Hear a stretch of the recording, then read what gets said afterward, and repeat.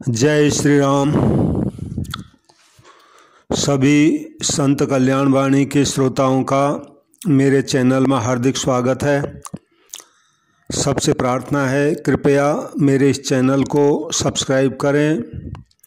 संतों की वाणी है, इसको लाइक करें और शेयर ज़रूर करें।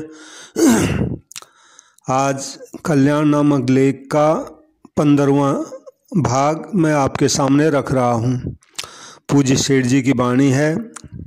प्रत्येक मासिक कल्याण के प्रथम लेख में ये होता है। तो पूज्य सेठ जी कहते हैं, याद रखो जो धन न्याय एवं सत्य के साथ उपार्जित किया गया है तथा जिसके उपार्जन में किसी का अहित नहीं होता और किसी के साथ विश्वासघात नहीं होता, वही धन पवित्र और सुखदायक है। जिसके पास ऐसा भगवान की संपत्ति रूप पवित्र धन है और जो उसे निरंतर भगवान की सेवा में लगा रहा है, वही वास्तव में धनी है। उसी के लिए धन सुख रूप और वरदान रूप है। जिस धन को प्राप्त करने में असत्य का आश्रय लेना पड़े, झूठ बोलना पड़े, चोरी बेईमानी करनी पड़े, खाद्य पदार्थ में अखाद्य वस्तु का मिश्रण करना पड़े, वह धन सदा दुख रूप तथा अभिशाप रूप है। ऐसे धन से नए नए पाप ही बनते रहते हैं। धन का कोई भी महत्व नहीं है। महत्व है सदाचार का, धर्मनिष्ठा का और त्याग का।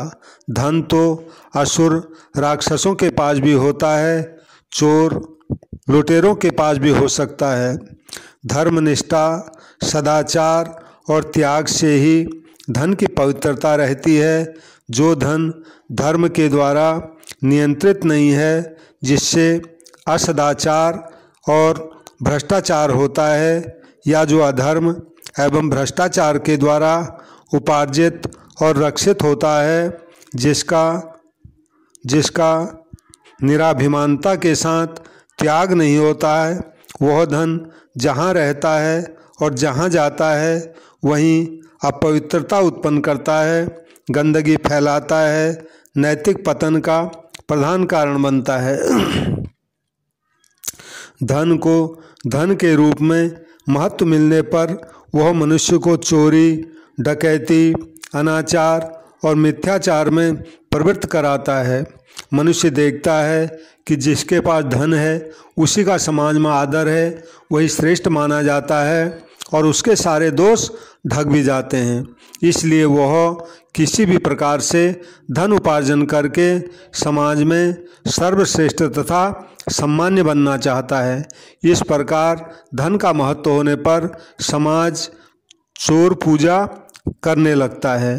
फिर चोरी, डकैती, मिथ्याचार, भ्रष्टाचार आदि घृणा की वस्तु नहीं रहकर गौरव की वस्तु माने जाते हैं। इसलिए कभी धन को महत्व मत दो। धर्मनिष्ठा, सदाचार तथा त्याग को महत्व दो। जिसमें धर्मनिष्ठा, सदाचार और त्याग है, वही श्रेष्ठ है, वही सम्मान्य है और पूज्य है, धनवान नहीं। यही समझो और समझाओ। कम से कम अपने लिए तो यही निश्चय करो कि यदि हमारा धन सत्य तथा न्याय के द्वारा उपार्जित है, हमें धन का अभिमान नहीं है और वह भगवान की सेवा में लग रहा है, तभी हम श्रेष्ठ हैं। नहीं तो धन राशि भले ही कितनी ही प्रचुर हो, हम श्रेष्ठ नहीं हैं, नीच हैं और सर्वथा घृणा के पात्र हैं। जय श्री राम। याद रखो, जिस समाज में धर्मनिष्ठा, सदाचार और त्याग, आदर का सम्मान होता है तथा इनसे रहित धन का तिरस्कार होता है, उस समाज में उत्तरोत्तर पवित्र आचार का प्रसार अधिक से अधिक होता है। वही समाज आदर्श और सुखी होता है।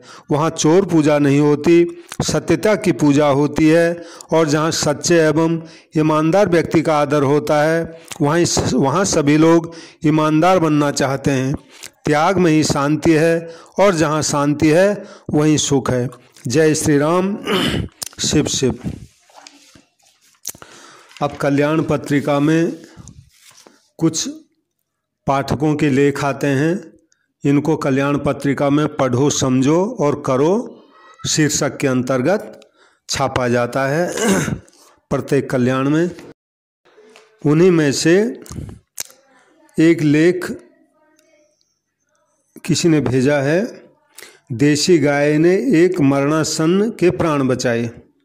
देसी गाय ने एक मरणासन्न के प्राण बचाए, इसकी कथा लिखी है।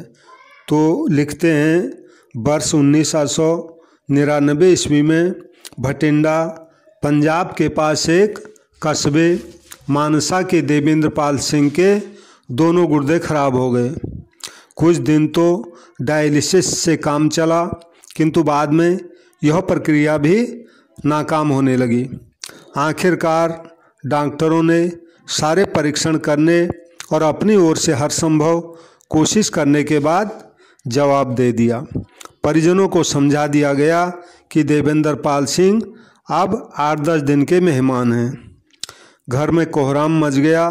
2 दिन बाद ही संयोग से एक सन्यासी वहां आए। उन्हें सब बताया गया तो उन्होंने घर वालों को सांत्वना दी कि मैं कोशिश करता हूं, बाकी तो सब भगवान पर है। उन्होंने अपने पास से एक बोतल निकाली जिसमें कोई अर्क था। उन्होंने दिन में 3 बार वह अर्क रोगी को देना शुरू किया। 3 दिनों में स्थिति में कुछ सुधार आने लगा। उस सन्यासी ने अपना ठिकाना बताया और कहा, इसी तरह दिन में 3 बार रोज देते रहो, ख़त्म हो जाए तो और ले जाना। इस तरह दवा चलने लगी। 10 दिन निकल गए, महीना निकल गया और 3 महीना निकल गए। घर वाले सन्यासी से अर्क लाकर नियम से देवेंद्र पाल को देते रहे। स्वास्थ्य तेजी से सुधरने लगा। महीने भर बाद तो वह अपने को पूर्ण स्वस्थ अनुभव करने लगे। इस बार वे खुद डॉक्टर के पास गए।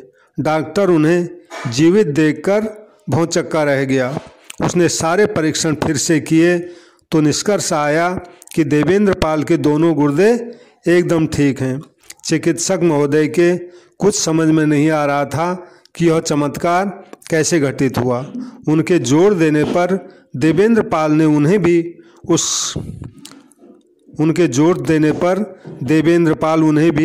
उस सन्यासी के पास ले गए।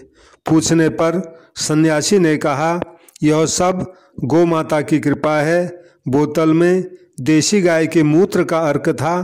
गोमूत्र में असाध्य रोगों को ठीक कर देने की क्षमता है। उसी दिन देवेंद्र पाल ने अपना शेष जीवन गौ सेवा में ही निकालने का निर्णय किया।